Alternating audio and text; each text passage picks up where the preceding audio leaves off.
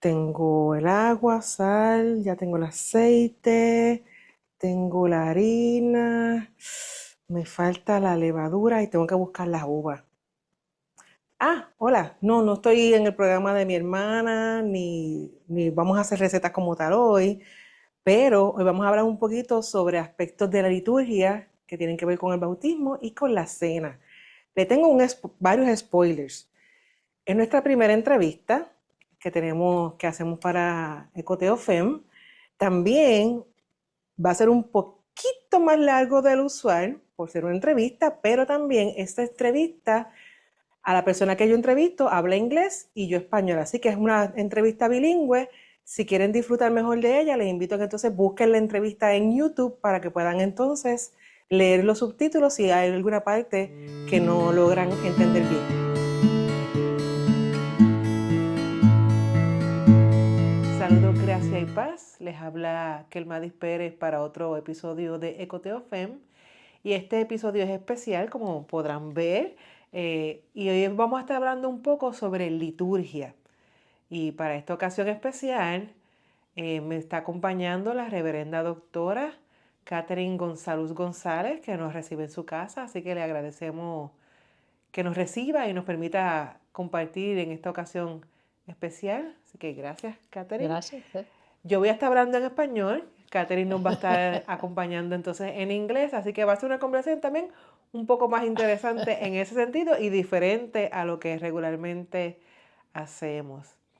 Así que recapitulando un poquito, en el episodio que grabé sobre ecofeminismo, una de las cosas que yo decía que el ecofeminismo hacía era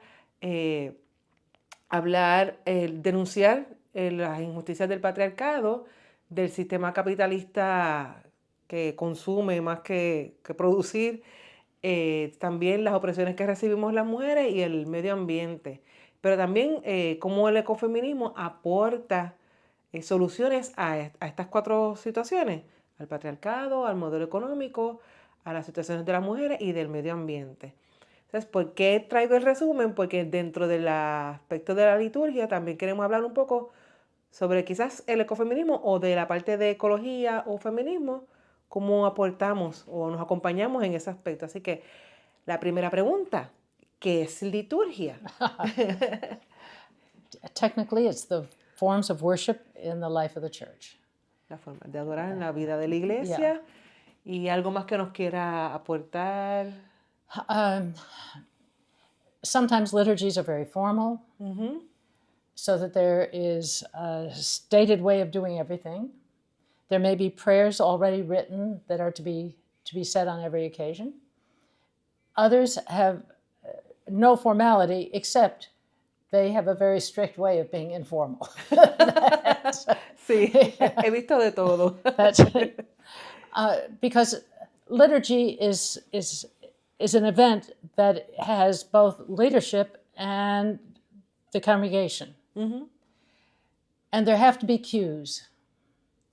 So in the oldest liturgies, the way you begin is, "The Lord be with you." And at that point, the people respond, "And also with you." And then you go on.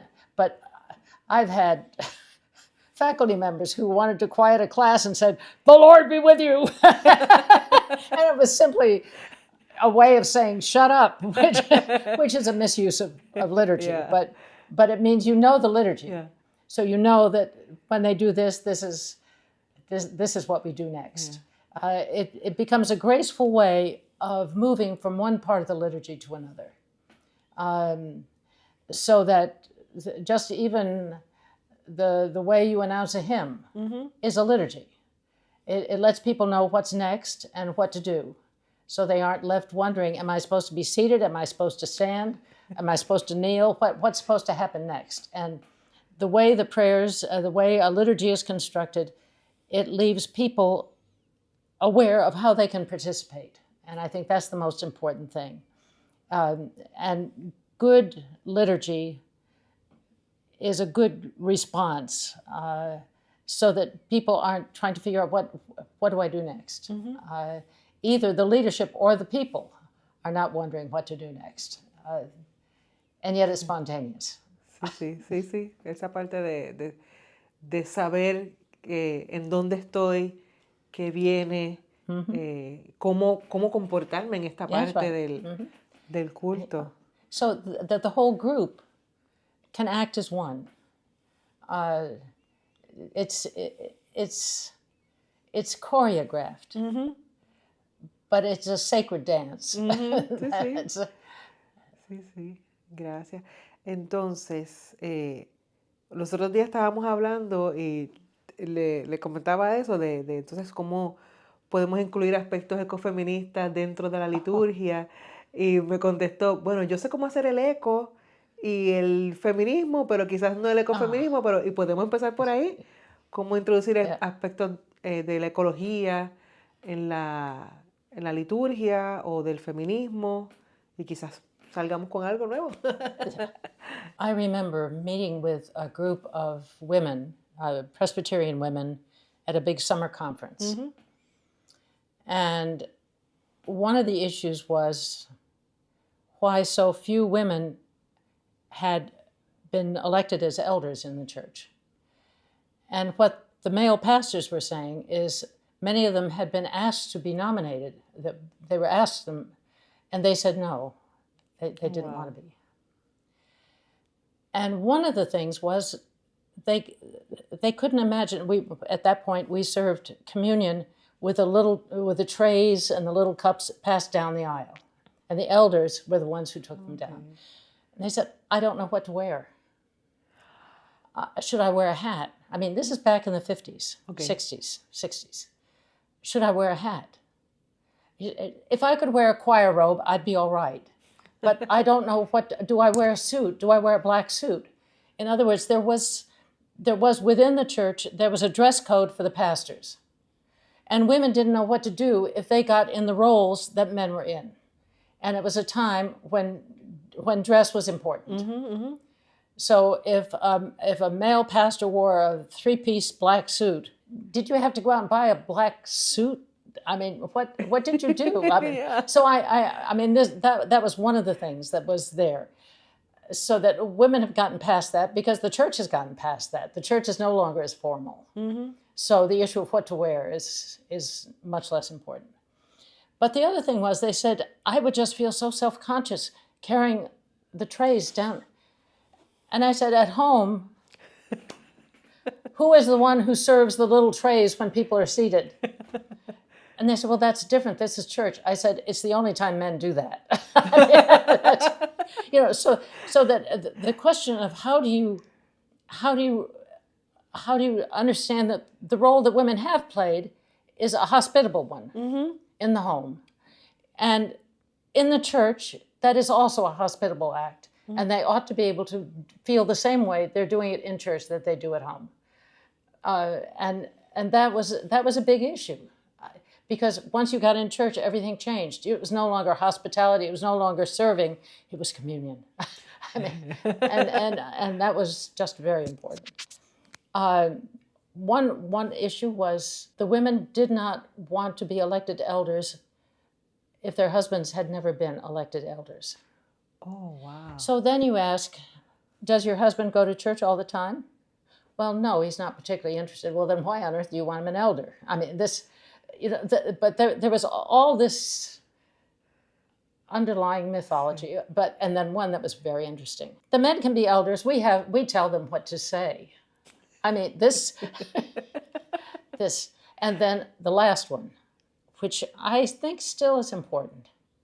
They were saying a lot of the men wouldn't come to church unless they had a role in the church. But the women will come to church anyway. Anyway, see. Okay, that means that the fact that you had a male pastor and male elders really meant that a man who simply sat in the pew, that was a feminine role. See. I mean, to be just a layperson was a feminine role. And I think we invented ushers in order to have jobs for men. But that sense of my husband ought to be an elder before him, I would consider being an elder. Even if he is not the least bit interested in the church. I mean, there are just all sorts of strange things that go on with communion in particular, but baptism, there were people who actually asked, if the woman is a pastor and she baptizes a child, that may be at infant baptism, is that a valid baptism? I mean, there are all sorts of strange things that go on.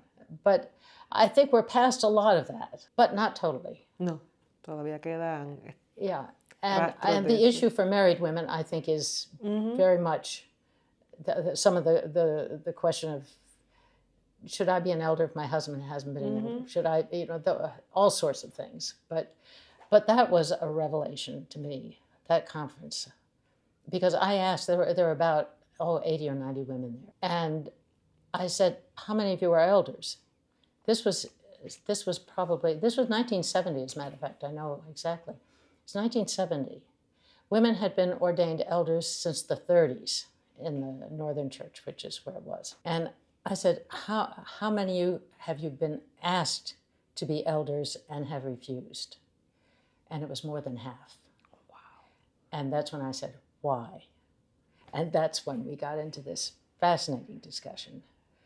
But my father was an elder and very interested. My mother went to church because it was the thing to do, but usually sorted her purse during the long prayers.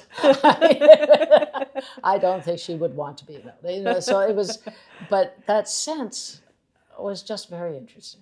Okay. Entonces, ya habiendo quizás superado algunas de estas situaciones de las mujeres dentro de la iglesia, aunque por ejemplo en Puerto Rico todavía, por ejemplo, si uno va a tener alguna participación en el culto, una de las cosas que te dicen, no te puedes subir al altar en pantalones. Yes. O sea que todavía ese asunto, por ejemplo, de la vestimenta a veces existe. Y quizás no están tan pendientes a qué se pone el diácono o el anciano o el pastor, pero en el caso de las mujeres, sí. Todavía ese monitoreo de la vestimenta, de cómo nos sentamos, de eso todavía, y en Puerto Rico se da mucho. There's just a long history of dress being extremely important if you are going to determine roles. A book that made an enormous impression on me. It was written back in the 50s. He was a Tunisian Jew before the civil wars, before the wars of independence, but they were going to come. He was a Tunisian Jew, which meant that the Arabs thought of him more like the French than like themselves. The French thought of him more like the Arabs than like themselves. Oh, wow. So what he writes, he wrote a book called The Colonizer and the Colonized. And one of the things he says in there are many things, but one of the things he says is that there was a great emphasis on the Arabs keeping traditional dress. Because if you're going to figure out, how do I relate to this person? You're French. How do I relate to this person? You need to know at least 50 feet away. He said it will be impossible for French Quebec to have the same kind of civil war, because they dress alike. I mean, there may be a few rural customs or something, but they dress alike, just like the British, the English, Canadians. And if you go in and sit on a bus and somebody comes down and sits next to you and you have no idea how to respond until they open their mouth, and I mean, that doesn't, your categories are gone. It just doesn't work. And the same thing with when you want to keep the roles of men and women separate. You want to make sure that the dress is separate. So you can tell, and these days you can't always tell even 10 feet away, but you need to make sure at a distance so that you are prepared emotionally to encounter them. And you have all your, either as a colonizer, as a colonized, you know how to respond in this situation. And I think there are churches that want to maintain that. Sí. Y en algunas se ve más que en otras todavía esa marcada diferencia. Algún día yo hablaré, aparte de mi asunto con la ropa, y por qué yo prefiero usar pantalones, por ejemplo. Pero en la iglesia donde yo me congrego como tal, no hay problema con eso. No. Las personas pueden ir como se sientan cómodas. Hay algunas que a veces, a quien invitan, por ejemplo, a predicar es a mi esposo, y yo le digo, yo voy a ir en pantalones. Si me quieren sentar en la parte de atrás, me pueden, pero yo voy a ir en pantalones, porque esa es mi forma de vestir. Y yo espero pues no afectar nada del culto ni de la liturgia. I haven't worn a skirt in probably 30 years, at least 25 years, because it's not a matter of anything else other than that the older you get, the harder it is to put on all you have to put on if you're going to wear a skirt.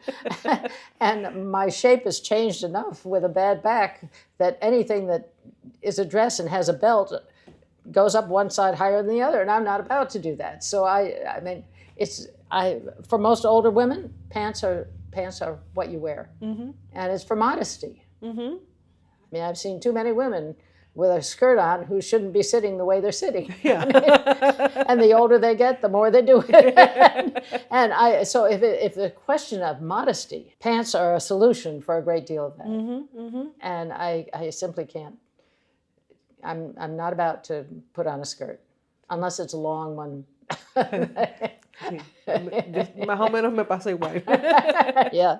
Entonces, vamos a vernos un poquito a la parte de el eco.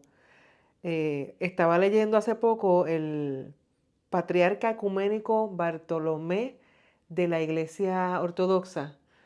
Dice que pecar contra la creación es lo mismo que pecar contra Dios. Well, but why is wearing a skirt against creation? I mean, the men do it all the time in a higher liturgical church. I mean, no, I can't. But a lot of some, at least in this country, some of the churches that are the most opposed to women wearing pants are the most non-liturgical. Pero en el caso de ese comentario que hace el patriarca Bartolomé, de que pecar contra la creación es lo mismo que pecar contra Dios, ¿cómo podríamos, por ejemplo, insertar eso en una liturgia, en la iglesia?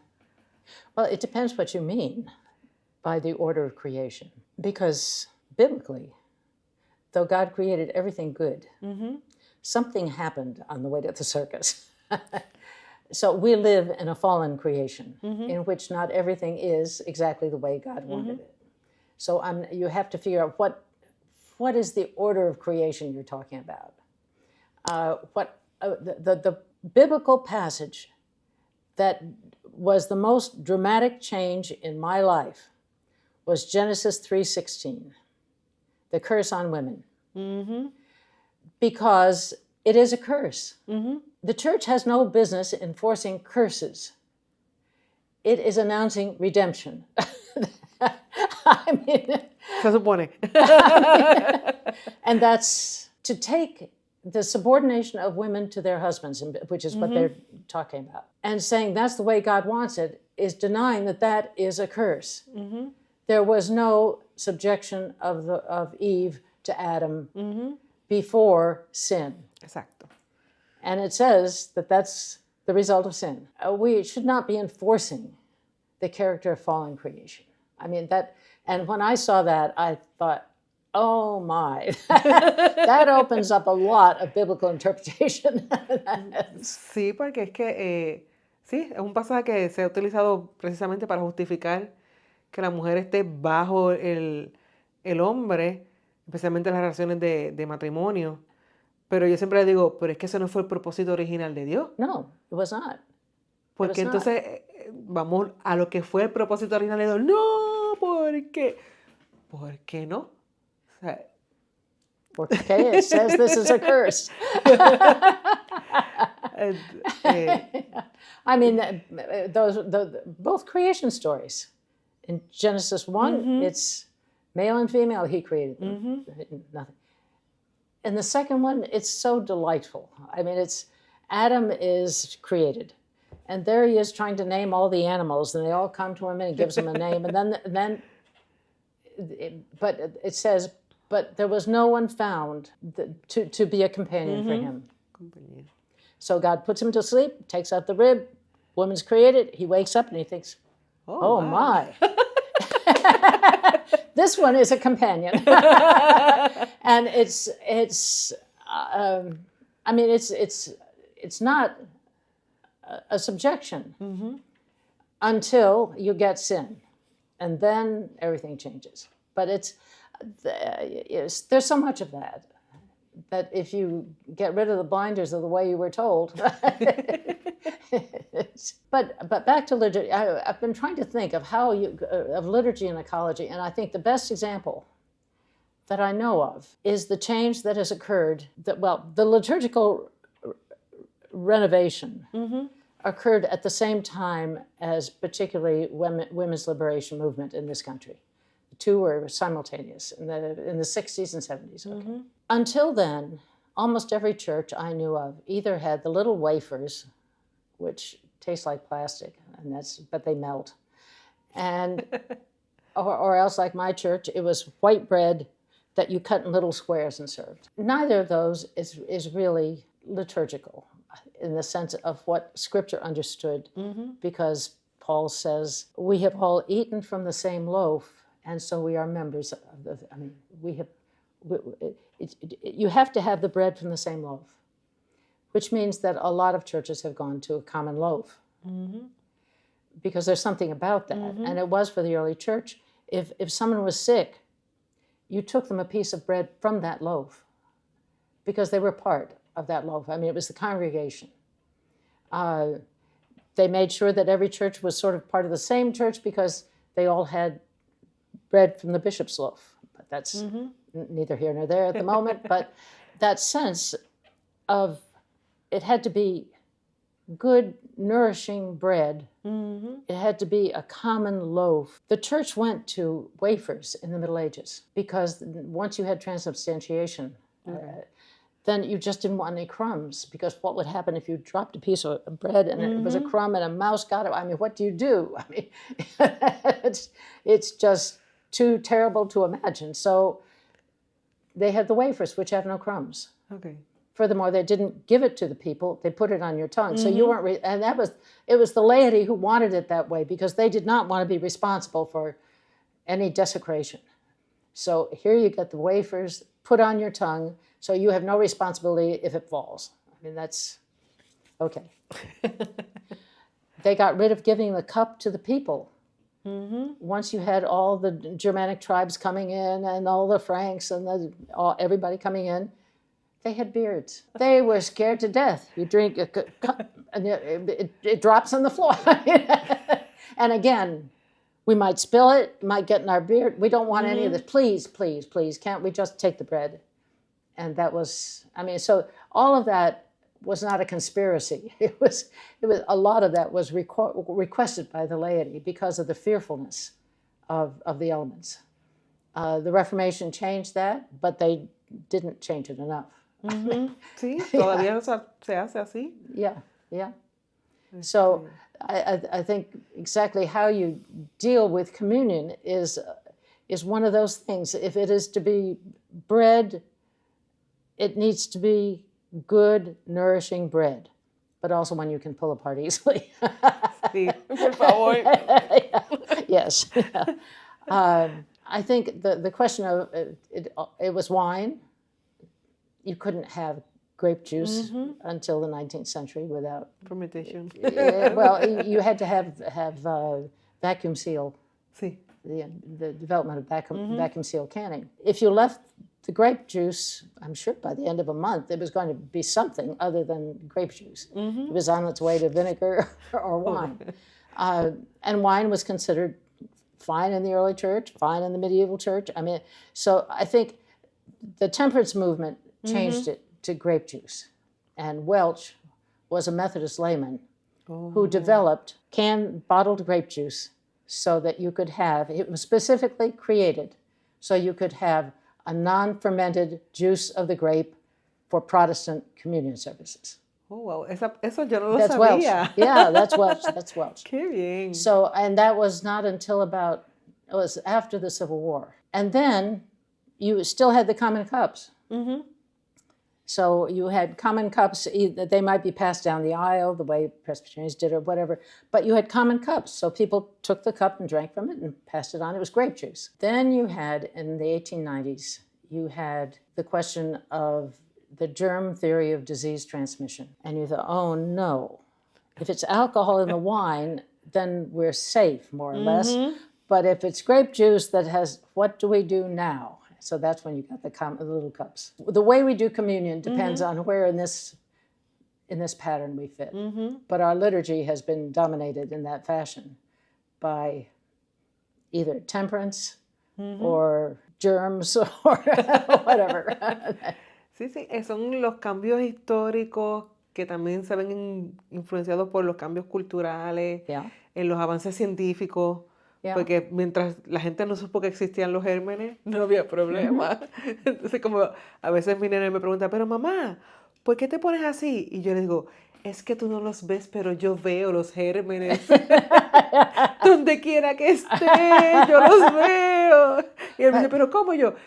Olvídate, que ya yo tuve que tomar clases de microbiología.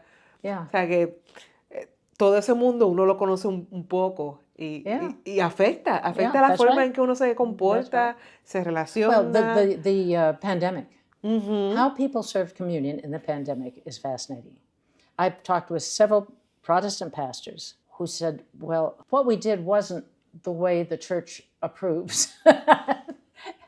Well, I mean, we were not in church for a year. Does that mean nobody has communion for a year? Does that mean the pastor comes around with, no, might not want him. I mean, that's, who knows who's got what, I mean, you just weren't. So what do you do?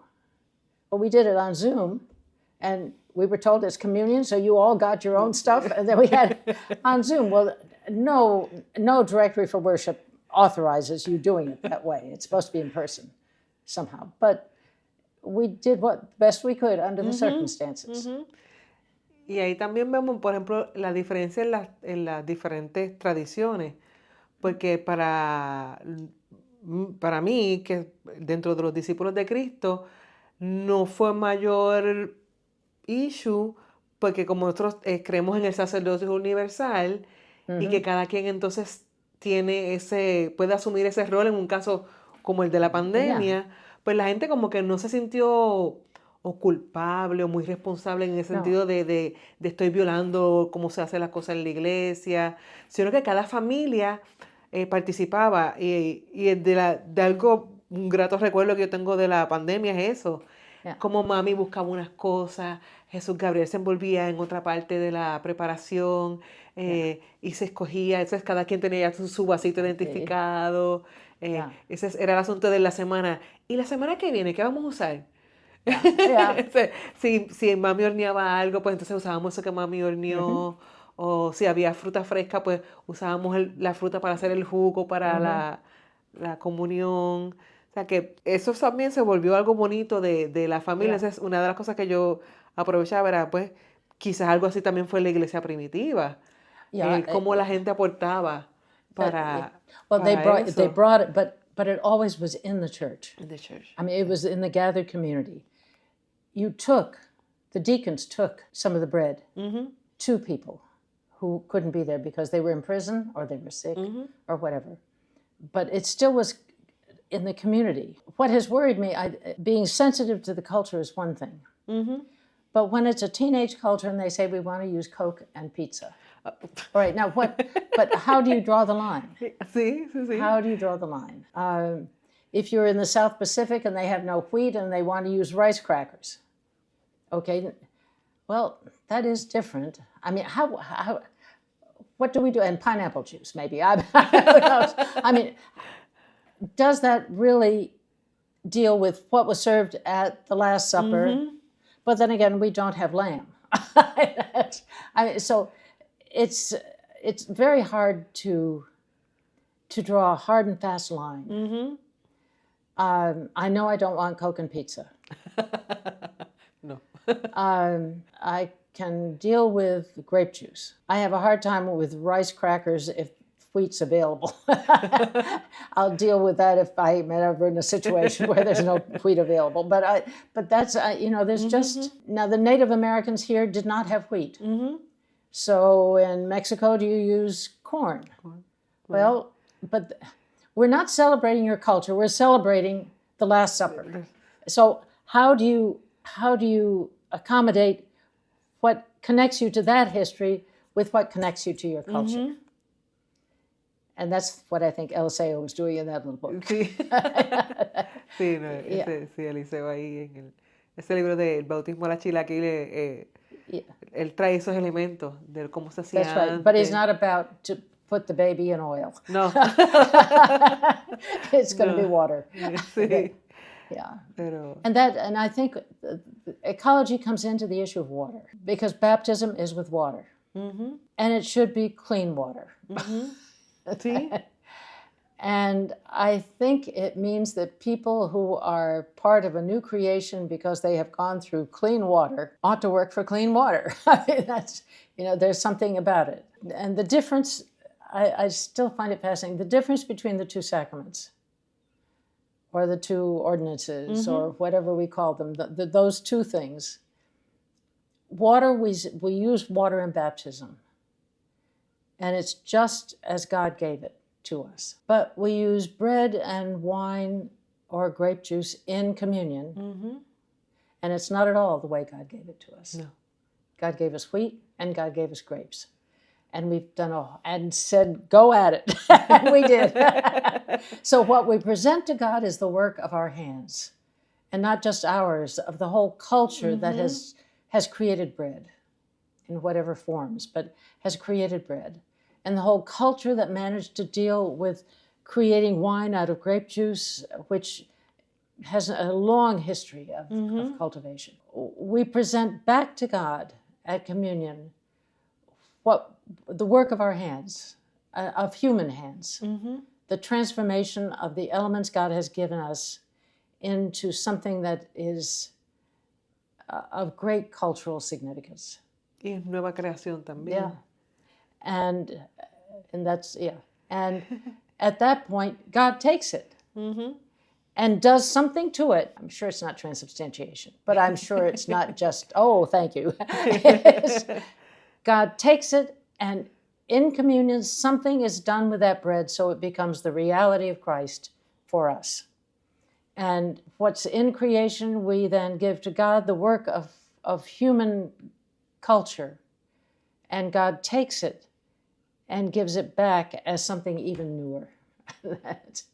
That's Sí, sí. Y, por ejemplo, para mí que también cultivo y trabajo la That's right. tierra, ese trabajo que hay en culture and cultivate. Sí, y entonces and cult.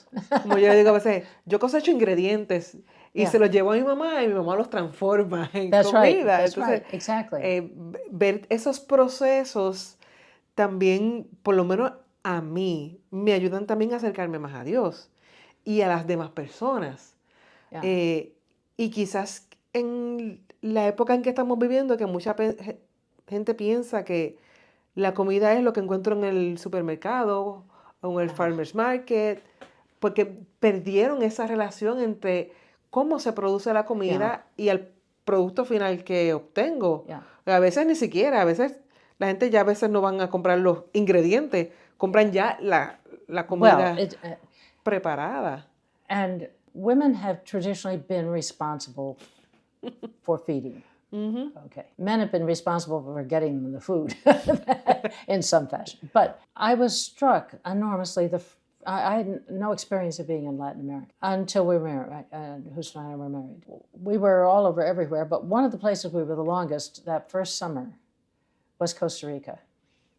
Okay, now his parents had lived in Costa Rica. The enormous difference between the situation in Costa Rica and the situation that I was accustomed to. A school teacher there, a woman who was a school teacher, who was married, had children. She could not possibly take care of the house, including cooking, and teach, because the level of her salary would not allow her to buy the things that were convenience. She could have, canned food was generally exorbitant. Ujú. I was interested in this. We went to a place that sold washing machines, clothes washing machines, not very modern ones, but washing machines. It would take more than a month's salary for her to buy a washing machine. It would take about the same, if not more, to buy a refrigerator, which meant that she would have to go to a market and buy food every day and cook it and not be able to save it in the refrigerator. Ujú. She would have to wash clothes. That was not possible. But there were women who were the level below that economically, and she could pay them. Okay. And they could go to the market and they could cook. And other women could take the laundry. And that was cheaper than buying the machines that I was accustomed to. Ujú. And I remember Husso going to a school, it was a missionary training place, the language school, and they asked him to come over and speak to the American missionaries. One of them was saying the thing she could not deal with was having servants. Okay. Now you're dealing with what I grew up with. The thought that you had a servant was not possible. No. You did not have a maid. I mean, you might be very wealthy, but that was out of the reach of everybody I knew. You might, if you had good reason to, that is, you were older or infirm or something, you might have a cleaning woman. Okay. Now, she would come in every 2 weeks or so. Mm-hmm. But a maid, no. A maid was a servant. Mm-hmm. You did not have servants. There was a strong emphasis on, we don't have that sort of thing. We do our own work. Mm-hmm. As long as possible, we do our own work. We do not have servants. You might have a lawn company, but that's a different, you don't have a gardener. You have a lawn company. You don't have a maid. You have a cleaning woman, maybe. Mm-hmm. But that's a layer up. But in order to teach full time and have children, something had to give. Mm-hmm. Okay. What gave was the cooking. And so that's where you began. All of this convenience of a cake mix, Mm-hmm. of maybe we go to McDonald's. I mean, a great deal of the whole problem with the food industry Mm-hmm. is the question of convenience. I don't have time to cook, Mm-hmm. so we'll go to McDonald's. I don't have time to cook, so we'll grab something here. O los TV diner, esto que venía la comida ya congelada, completa. Yeah, that's right. That's right. That's right. El microondas. Yeah, that's right. But it's that whole system which has deteriorated the health. Mm-hmm. It's based on that sense of, in a family, a wife is going to work full time, and a husband is not going to stay home and cook. Then it's the food industry that's going to take the brunt of what's got to give. That and cheap clothing, Mm-hmm. and things that are synthetic enough that they can wash and not have to be ironed. I mean, the whole no iron. I mean, that's because you have nobody home who can do all of that, and you try to put women back in that, and it doesn't work. No. But if we figure out a system, it's going to have to be a system that lets us use real food, do it well. Mm-hmm. But we haven't figured out how to do that. Somebody's got to stay home and do the cooking. The laundry we pretty much figured out. But it's things like that until you see a society where a normal middle-class salary will not allow you to buy a refrigerator, a car, a washing machine. And you realize, okay, who is doing those things? Mm-hmm. The car, we can deal with that, public transportation, Mm-hmm. okay. But the food and the laundry are going to be done by a group that is glad to get the salary, and they get the leftovers. Mm-hmm. There's no refrigerator. They can take that home, or it goes to the neighbors, but there's no leftover. Every day you start out at the market. A buscar el trabajo de los agricultores de la zona. Well, O de los... somebody, I know it's the markets. You go to the big public markets. You don't go to a grocery store. Mm-hmm. That's food that is already processed. It's you go to the market, but somebody's got to go every day if you're Mm-hmm. going to eat every day. and they have to go early in the morning and come back with what's to be eaten that day. Eggs probably can stay out, but the milk is going to be delivered in the morning, and it's going to be raw, and you're going to boil it. Sí. I, Dependiendo de lo que se vaya a hacer, sí, se usaba. yeah, I mean, it was but I remember going into stores just to price the things and to go into a grocery store and realize, you know, this made no sense. Almost all of the cans were imported. It was beyond, it would make no sense for someone to buy most of the things that were in cans or in packages. I think there's a lot to do with ecology on the question of food, but it can't be that everyone has to stay home and start from scratch every day. Freezers are wonderful, but something has to give, and what's given is food more than anything. That's what's given. And what's come in to replace it has not been good for us. Si retomamos ese aspecto que comentabas al principio de que tenía que ser un pan bueno y nutritivo. That's right. ¿Qué le estamos dando a nuestra gente? No solamente en el diario vivir, en el momento sagrado especial que compartimos como iglesia. O sea, ¿qué le estamos dando? ¿Es nutritivo?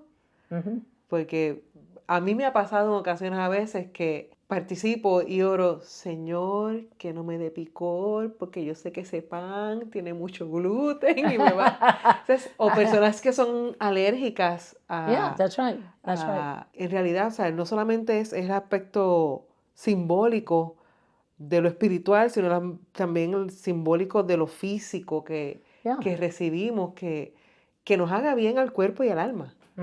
Eso a veces no lo vemos o no lo integramos en nuestras liturgias, nos quedamos solamente en el aspecto espiritual y en lo allá, y no podemos verlo, esa encarnación, como si pudiéramos decirlo, de lo que significan esos elementos. Así que ese aspecto que mencionabas de cómo Dios nos dio el trigo, las uvas, y con nuestro trabajo lo transformamos en algo que se lo presentamos a Dios y Dios vuelve y lo transforma en ese momento.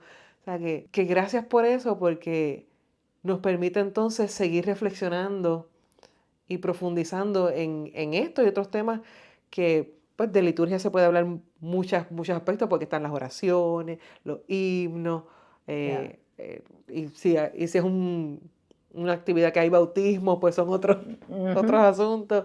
Pero el bautismo para el asunto del agua y el aspecto de la comunión, que yo creo que son aspectos que son universales, no importa dónde uno esté, la denominación o en qué parte del planeta, son aspectos que de las iglesias cristianas tenemos.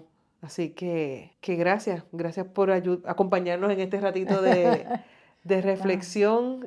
No sé si quieres tener algunas palabras finales para despedirnos. I think having more women in leadership roles within the church is changing things. But I think, and especially if they are women who have to deal with family life and begin to make see the similarities between their work in the church and their work at home, and help the church see, okay, what are our church dinners to be like?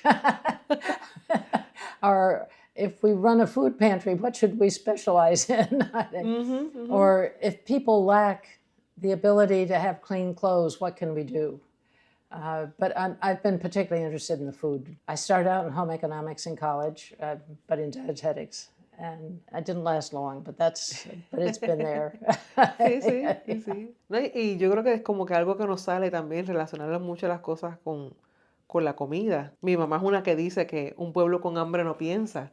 That's right. Así que o sea, es aspecto físico, emocional, espiritual, mental, que está todo relacionado con algo tan sencillo como el pan. Gracias, you are quite welcome. por acompañarnos hoy, y nos vemos en otro próximo episodio de EcoTeoFem. Dios les bendiga. Mientras comían, Jesús tomó el pan y lo bendijo.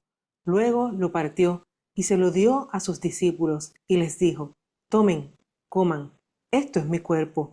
Después tomó la copa y luego de dar gracias, la entregó a sus discípulos y les dijo: beban de ella todos, porque esto es mi sangre del nuevo pacto, que es derramada por muchos para perdón de los pecados.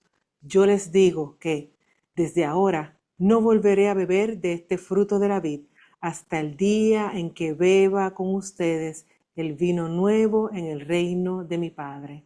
Este es uno de los textos que utilizamos comúnmente para el acto de la cena. Lo encontramos en Mateo, capítulo 26, de los versos 26 al 29. Esta es la traducción Reina Valera contemporánea. También quiero que recordemos uno de los textos que la iglesia primitiva acostumbraba a utilizar al momento de los bautismos, y es ese texto en Gálatas 3, 25 al 29, que tantas veces lo utilizamos fuera de contexto porque no lo relacionamos con que era un texto del bautismo, que pertenece al contexto de los bautismos. Y los recuerdo, dice: pero al venir la fe, no estamos ya al cuidado de un tutor, pues todos ustedes son hijos de Dios por la fe en Cristo Jesús.